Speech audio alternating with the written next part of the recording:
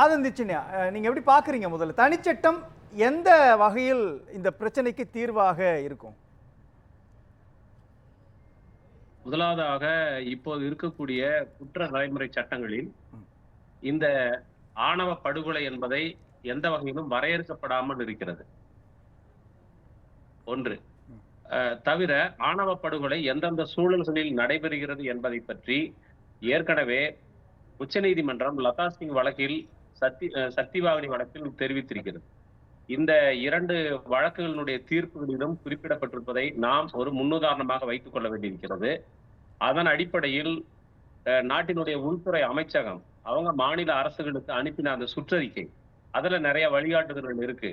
அது போக இந்திய சட்ட ஆணையம் அது லதா சிங் தீர்ப்பை எல்லாம் உள்ளடக்கி எப்படி இந்த ஆணவ படுகொலைகள் நிகழ்கின்றன என்பதை முன்வைத்து ஒரு சட்ட வரைவை ஏற்கனவே வரையறுத்து கொடுத்திருக்கிறார்கள்.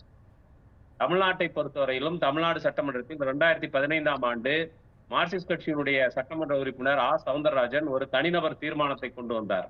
அந்த தனிநபர் தீர்மானம் அன்றைக்கு நிராகரிக்கப்பட்டது. அதிமுக ஆட்சி காலத்தில் நிராகரிக்கப்பட்டது. அதற்கு பிறகு எவிடன்ஸ் கதிர் தமிழ்நாடு அரசிடம் ஒரு மனுவை கொடுத்திருக்கிறார், சட்ட வரைவை கொடுத்திருக்கிறார். தமிழ்நாடு தீண்டாமை ஒழிப்பு முன்னணி ஒரு தீண்டாமை இந்த ஆணவ படுகொலையை தடுப்பதற்காக தனி சட்டம் வேண்டும் என்று தமிழ்நாடு முழுவதும் நடைப்பயணம் நடத்தியது. அந்த நடைப்பயணம் நடத்திய போது அன்றைக்கு இருந்த ஆட்சியாளர்கள் தமிழ்நாட்டில் ஆணவ படுகொலையிலே நடக்கவில்லை என்று சட்டமன்றத்திலே ஆணவமாக அறிவித்தார்கள். இந்த மாதிரியான ஒரு சூழ்நிலையில தான் ஏற்கனவே இருக்கக்கூடிய உச்சநீதிமன்ற தீர்ப்புகள் அவை ஆணவ படுகொலைகள் நிகழக்கூடியதற்கான சூழ்நிலை பற்றி விவரித்திருக்கிறார்கள். ஒன்று, இந்த ஆணவ படுகொலைகள் தனிநபர்களால் உணர்ச்சி வசப்பட்டு நிகழ்த்தப்படுவதில்லை. அது முழுக்க முழுக்க ஒரு குடும்பம் அல்லது ஒரு ஊர் உறவினர்கள் சேர்ந்து ஒரு கூட்டாக முடிவெடுத்து செயல்படுத்துகிறார்கள். ஆகவே அவர்களையும் உள்ளடக்கி இந்த கொலை குற்றவாளிகளாக அவர்களும் உள்ளடக்கப்பட வேண்டும். அதற்கு இப்போது இருக்கக்கூடிய சட்டம் உதவி செய்யவில்லை. தவிர இந்த கட்ட பஞ்சாயத்து அல்லது பஞ்சாயத்து என்கிற பெயரில் ஊர்க்கூட்டங்கள் நடத்துவது, சாதி கூட்டங்கள் நடத்துவது, இதை இன்றைக்கு இருக்கக்கூடிய சட்டங்கள் எதுவும் தடுப்பதில்லை. அல்லது அவ்வாறு தகவல் தெரிந்தாலும் கூட அதில் தலையிடுவதற்கு சட்ட வரம்புகள் இருக்கிறது. ஆகவே அவர்கள் தலையிடாமல் இந்த கூட்டங்கள் நடப்பதை அனுமதிக்கிறார்கள். ஒரு தனி சட்டம் இருக்குமானால் இது போன்ற நோக்கங்களுக்காக கூடக்கூடிய கூட்டங்களை தடுக்க முடியும். அந்த கூட்டத்தில் பங்கெடுக்கக்கூடிய ஒவ்வொருவரையும் இந்த குற்றத்திலே அவர்கள் பங்குதாரிகளாக மாற்ற முடியும். உதாரணமாக வாச்சாத்தி வழக்கில் அந்த இடத்திற்கு சென்ற 269 பேருமே அங்கு நடந்த 18 வகையான குற்றங்களிலும் குற்றவாளிகள் என்று இணைத்து தீர்ப்பளிக்கப்பட்டதை நான் இந்த நேரத்தில் நினைவூட்டுகிறேன். அதே நேரத்தில் கண்ணை முருகேசன் படுகொலையில் புதுக்கூரைப்பேட்டை கிராமத்தைச் சேர்ந்த ஒட்டுமொத்த ஊரும் சேர்ந்து 2 படுகொலைகளை நிகழ்த்தியது. ஆனால் அந்த படுகொலையை நிகழ்த்தியதற்காக வெறுமனே அந்த குடும்பத்தைச் சேர்ந்த சிலர் மட்டுமே தண்டிக்கப்பட்டார்கள் என்பதை நான் கவனப்படுத்த விரும்புகிறேன்.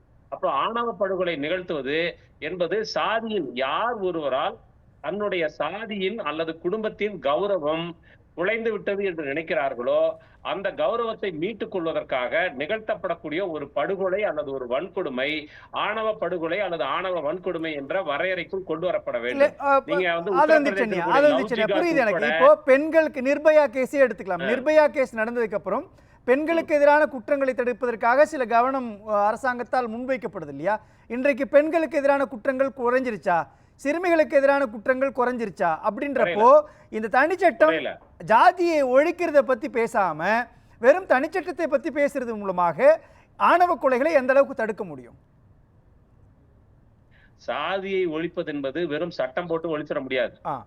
சாதி என்பது சாதியத்திற்கு எதிரான போராட்டம் இடையறாது சட்டப்பூர்வமாக ஒரு அரசு கூட்டு பொறுப்பேற்று நடத்த வேண்டும். தனிநபர் ஒவ்வொருவரும் தனக்குள் இருக்கக்கூடிய சாதிய கூறுகளை எதிர்த்து தனக்குள்ளே போராட வேண்டும். அதனாலதான் அம்பேத்கர் சொன்னார், சாதி என்பது ஒரு திட்டவட்டமான திடப்பொருளாக இருந்தால் தூர எரிந்து விடலாம், ஆனால் அது ஒரு உணர்வு மயமானது. அதை ஒவ்வொருவரும் தனிப்பட்ட முறையில் தான் தனக்குள் போராடி கடக்க வேண்டும் என்று வலியுறுத்துகிறார். ஆகவே நீங்க சாதி ஒழிப்பு என்கிற ஒரு லட்சிய இலக்கை வைத்துவிட்டு அது வரைக்கும் நீங்கள் நடக்கக்கூடிய படுகொலைகளை அனுமதித்துக் கொண்டிருக்க முடியாது. அப்ப நீங்க படுகொலைகள் நடக்கிறது அல்லது பெண்கள் மீதான வன்கொடுமை நடக்கிறது என்றால் இந்த சிறப்பு சட்டங்கள் தனி சட்டங்கள் வருகிற போது இந்த குற்றங்களை தனியாக வகைப்படுத்த முடிகிறது. அதை போலவே இது வழக்கமான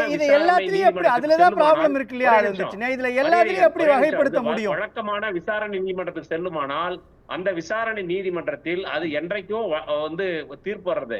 அப்ப அந்த ஒரு தனி சட்டத்தின் கீழ் வகைப்படுத்தப்பட்டால்தான் அது தனியாக விசாரிக்கப்படும். இரண்டாவது, இல்ல எனக்கு புரியுது, எனக்கு ஆதரிச்சு எனக்கு புரியுது. என்னுடைய கேள்வி என்னன்னா, இப்போ ஒரு ஆணவ கொலை நடக்குது அப்படின்னும் பொழுது பாதிக்கப்பட்ட அதாவது உயிரிழந்த நபர்கள், ஆணவ கொலையில உயிரிழந்த நபர் பிற்படுத்தப்பட்ட சமூகத்தா இருக்கிறாங்க அப்படின்னா இதை எந்த பட்டியல் அடிப்படையில் நீங்க விசாரணைக்கு உட்படுத்துவீங்க? இந்த தனிச்சட்டம் இதுல எந்த புள்ளியில கவனம் செலுத்தும் அப்படின்ற ஒரு கேள்வி இருக்கு இல்லையா? ரெண்டாவது, பட்டியல் சமூகத்திற்குள்ளேயே நடக்கக்கூடிய ஆணவ படுகொலைகள் இருக்குது. குறிப்பா வெளிப்படையா சொல்லணும்னா பல்லர் சமூகத்திற்கும் பறையர் சமூகத்திற்கும் இடையிலே ஒரு மோதல் நடக்குது அப்படின்னும் பொழுது பாதிக்கப்பட்டவர்கள் பல்லர் சமூகத்தை சேர்ந்தவர்களாக இருந்தாங்கன்னா இது எந்த பிரிவுக்குள்ள இருப்பீங்க? ஒரே சாதிக்குள் நடக்கக்கூடிய அல்லது பிற்படுத்தப்பட்ட சாதியில் பாதிக்கப்பட்டவங்களா இருக்கக்கூடியவங்களுக்கு எந்த அளவுகோல் அடிப்படையில் இந்த தனிச்சட்டம் தீர்வை கொடுக்கும்? நிச்சயமா. இப்ப உதாரணத்துக்கு ஒரு பட்டியல் சமூகத்தவரும் ஒரு பிற்படுத்தப்பட்டவரும் திருமணம் செய்து கொள்கிறார்கள். பட்டியல் சமூகத்தவரை கொன்று விடுகிறார்கள் என்று வைத்துக் கொள்வோம். பட்டியல் சமூகத்தை சேர்ந்தவரை கொன்று விட்டதற்காக கொடுக்கக்கூடிய அந்த நிவாரணம் அல்லது இழப்பீடுகள் அல்லது வேறு வகையான தீர்வுதவிகள் இதை வந்து ஒரு பிற்படுத்தப்பட்டவரால பெற முடியாது. ஒண்ணு. இரண்டாவது, வெறும் பட்டியல் சமூகத்திற்கும் பிற்படுத்தப்பட்டவர்களுக்கு இடையில் மட்டும் திருமணம் நடப்பதாக நீங்கள் புரிந்து கொள்ள வேண்டாம். நேற்று நடந்திருக்கிறது. ஒரு 10ஆம் வகுப்பு மாணவன் 12ஆம் வகுப்பு படிக்கக்கூடிய ஒரு மாணவனை தன்னுடைய அக்காவிடம் பேசினார் என்று அருவாள் எடுத்து வெட்டியிருக்கிறான்.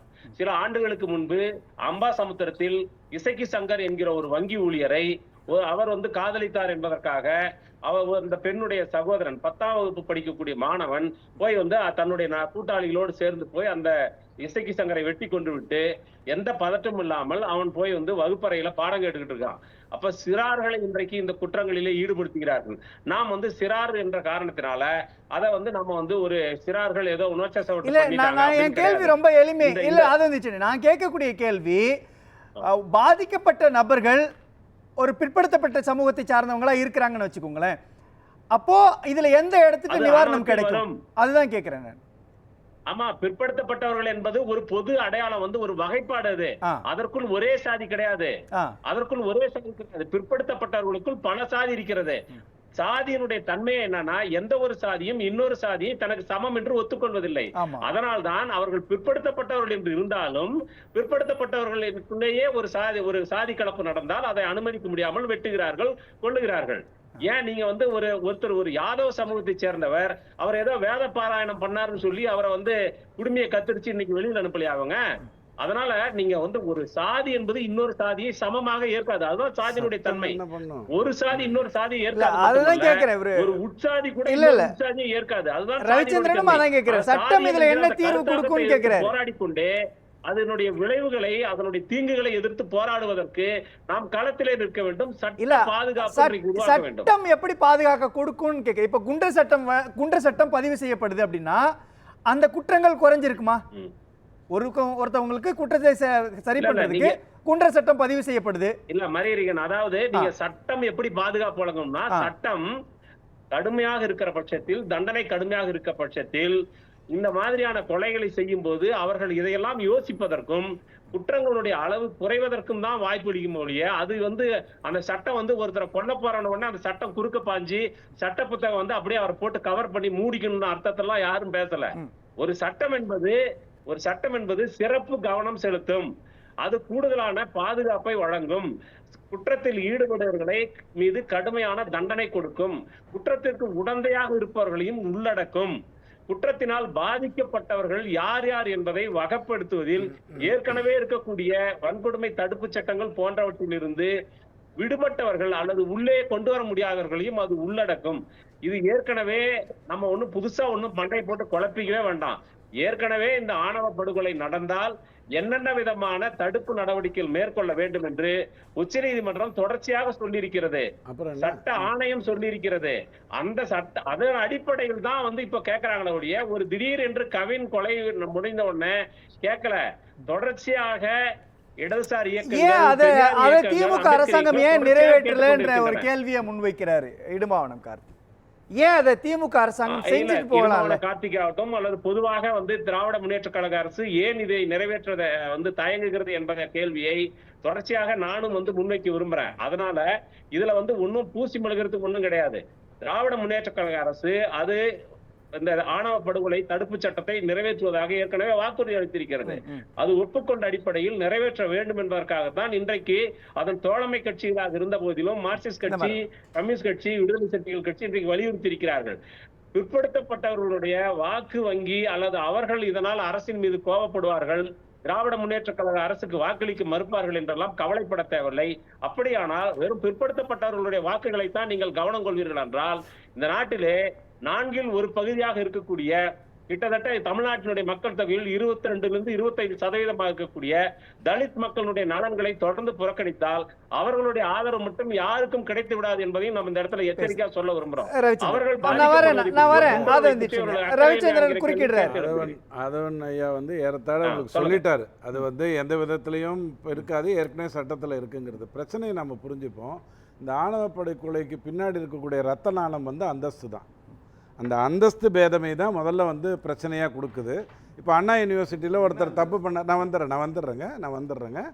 அண்ணா யூனிவர்சிட்டியில் ஒருத்தருக்கு தண்டனை கொடுக்கும்போது 5 ஆயுள் தண்டனை அல்லது 3 ஆயுள் தண்டனைன்னு கொடுக்கறதுக்கு ஒரு நீதிபதிக்கு இது இருக்குது, வழக்கில் சட்டத்தில் இடம் இருக்குது. குற்றத்தினுடைய வீரியத்தை வைத்து நீங்கள் ஒரு முடிவு எடுக்கிறீங்க. இப்போ உடனே இதெல்லாம் சனாதனம் தான் காரணம்னு சொன்னவங்க தான் என்ன பண்ணாங்க, இல்லைங்க பிற்படுத்துவதற்குள்ளேயே நடக்குது, அதுக்கு எங்கே சனாதனம் வந்தது, அதே மாதிரி பட்டியலினத்திற்குள்ளேயே நடக்குது, அங்கே எங்கே சனாதனம் வந்தது, அங்கே சமாதானம் தான் வரல. காரணம் என்னன்னா என் சாதி என்னுடையது அப்படின்னு நினைக்கிறதும் சாதிங்கிறது அர்த்தமற்ற ஒரு விஷயங்க. குலம்ங்கிறது தான் பாரதி சொல்லியிருக்கிற விஷயம், சாதிங்கிறது அர்த்தமற்ற ஒரு விஷயம் இல்லைங்க. நீங்க பிற்படுத்தப்பட்டவர்னு சொல்லி ஒரு விஷயத்தை கொண்டு வந்துட்டீங்க அப்படின்னு சொன்னா இல்ல நான் வர்க்க வேறுபாடுக்குள்ளதான் வரேன். எதுக்கு வரேன் அப்படின்னு சொன்னா நீங்க ஒரே சமூகத்தை சார்ந்த 2-3 இந்த மாதிரியான விஷயங்களை நீங்க பாருங்க. நான் சீக்கிரமா முடிச்சிடுறேன் இங்க, ஏன்னா நிறைய விஷயங்கள் தவறா சொல்லப்பட்டது. 10 தற்கொலைக்கு 9 தற்கொலையாக டிக்ளேர் பண்ணப்படுவதில்லை. இல்ல யார் சொன்னாங்க தவறு, என்ன சொல்லுங்க. இல்லைங்க நான் இங்க பேசின வரைக்கும் சொல்றேங்க, உங்களை சொல்லல. நீங்க தான் சொல்லிட்டீங்களே அழகா சட்டத்திலே இடம் இருக்குன்னு சொல்லிட்டீங்க. அதுக்கப்புறம் உங்ககிட்ட நான் எதுவும் பேசுறேன். உங்க கருத்துல என்ன தவறுன்னு சொல்லுங்க. நான் சொல்லிடுறேங்க. சரி சரி, என்ன தவறுன்னு சொல்லுங்க ஐயா. நீங்க பேசின கருத்துக்கு நீங்களே அழகா சொல்லிட்டீங்க. அதனால உங்ககிட்ட நான் வரல, நான் இதுக்கு வர்றேன். பிறப்பின் அடிப்படையில் அப்படின்ற ஒரு முடிவு வருதுன்னா எனக்கு தெரிஞ்ச தமிழ்நாட்டில் பிறப்பின் அடிப்படையில் முதல்வர் பதவி மட்டும்தான் ஒரு கட்சி கொடுத்துக்கிட்டு இருக்கு. வேற எங்கேயும் பிறப்பின் அடிப்படையில் எதுவும் வரல. இப்போ கேள்வி என்னன்னா 10 தற்கொலைக்குள்ள இல்லைங்க நான் திரும்ப அந்த மாதிரி இல்லைங்க. எல்லா கோவில்களுக்கும் நீங்க இடும்போது உங்களுக்கு தெரியும், இங்க நாம பேசிட்டு இருக்கிறது ஆணவ படுகொலையை பற்றி, அதுக்கு தனி சட்டம் வேண்டுமாங்கிறத பத்தி நம்ம பேசுறோம். ஐயா நீங்க பேசிட்டு 11 நிமிடம் பேசுனீங்க, உங்க கருத்துக்கு நான் வரல. நான் என்னுடைய கருத்தை எடுத்து வச்சிடுறேன். ஓ தினமும் ஐயா நீங்க பேசி முடிச்சிட்டீங்க. குற்றம் நடந்தது என்னங்கிற ஒரு நிகழ்ச்சி எல்லா சேனலும் கொடுக்குது.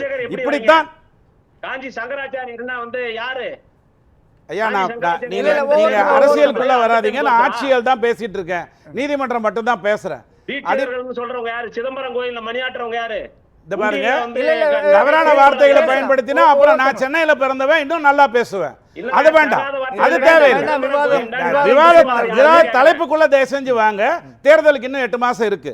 இப்ப கேள்வி என்னன்னா 10 சரிங்க 10 தற்கொலையில் 9 தற்கொலைகள் சொல்லப்படுவதே இல்லை. தற்கொலை என்று சொல்லப்படுவதே இல்லை. அப்படியே காசு கொடுத்து முடிச்சிடுற அளவுக்கு ஒரு சாதாரணமான விஷயம் இருக்கு. எல்லா தொலைக்காட்சியிலையுமே குற்றம் எப்படி நடந்ததுன்னு சொல்றாங்க. அந்த குற்றத்தினால பாதிக்கப்பட்டவனுடைய சோகத்தை எடுத்து சொல்றீங்க இல்லையா? இப்போ நடக்கக்கூடியதுல பல இது அதிகாரத்தினால மறைக்கப்படுது, வழக்கு பதிவு. அதுக்கு தானே தனிச்சட்டம் வேணும். தனிச்சட்டத்தினால நான் அதுக்கு தான் என்னுடைய முதல் பாயிண்ட்ல ரொம்ப தெளிவா சொன்னேன். தனிச்சட்டத்தினால நீங்க அதை ஒழிக்க முடியாது. ஆனா ஃபாஸ்ட் ட்ராக் நீதிமன்றம் கொண்டு வந்து ஒரு வாரத்துக்குள்ள இந்த மாதிரியான கொலைகளுக்கு தீர்ப்பு கொடுக்கணும்னு சொன்னீங்கன்னா வரும். நான் ஒண்ணு கேட்கட்டுமா?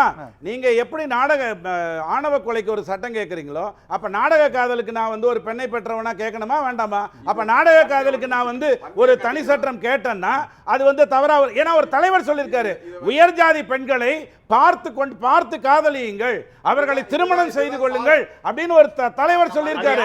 அவரை வைத்துக் கொண்டு நான் என்ன பேசணும்? அந்த உயரமான ஜாதிக்காரர் யாரு? அவர் எப்படி உயரமா பிறந்தாரு? இல்ல இவர் கண்டிக்கிறாரா? நீங்க விட்டுருங்க. இவரை வன்மையா கண்டிக்கிறேன். இது நாடக காதலுக்கு ஒரு சட்டம் கொண்டு வர சொல்றாரு. தப்பு இல்லையா? பெண்ணை பெற்றவனா? நீங்க பேசும்போது நான் அமைதியா இருந்தேன். சுபாஷினி தான் நாடக காதல். நாடக அரசியல் வேணா இவங்க நடத்துறாங்க. இல்ல தனி நபர்களுடைய பேர் வேணாம். இவருக்கு சனாதன கருத்தியலை பற்றி ஒரு புரிதலும் இல்ல, அதை பற்றியான சாதியை பற்றியான ஒரு புரிதலும் இல்ல. பிற்படுத்தப்பட்டவர்களுக்குள்ள ஒரு பிரச்சனை இருக்குது, அங்கு பல சாதிகள் இருக்குது. இந்த சமூகத்துல, இந்திய சமூகத்துல என்ன பிரச்சனைன்னு சொன்னா சமத்துவம் இன்மை இருக்குது. அதோட மட்டுமல்ல, எல்லா இடங்களிலும் சமத்துவம் இன்மை இருக்கும். ஆனால் படிநிலையிலான சமத்துவம் இன்மை என்பது இந்தியாவில் மட்டும்தான் இருக்குது. கிரேடட் இன்இக்வாலிட்டி இருக்குது. பேசலாம்.